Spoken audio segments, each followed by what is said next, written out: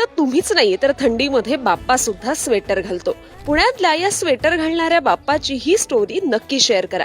पुण्यातील सारसबागेत या बाप्पाला थंडीत स्वेटर घातलं जातं. बरं, बाप्पाचा ड्रेसिंग सेन्स एकदम कडक आहे. तो फक्त स्वेटर घालत नाही तर त्याला मॅचिंग कानटोपी, मफलर सुद्धा लागते. बरं, बाप्पाला रिपिटेशन सुद्धा आवडत नाही. 7 दिवसांसाठी 7 स्वेटरचे सेट तयार असतात. रात्री थंडी पडू लागली की बाप्पाला स्वेटर घातलं जातं आणि सकाळी पूजेच्या वेळी ते काढलं जातं. आणि हे बाप्पाचं गोजीरवाणं रूप पाहण्यासाठी भारतातून लोक येतात. जानेवारी संपेपर्यंत ही परंपरा पाळली जाते. गेली 30 वर्ष ही प्रथा सुरू आहे.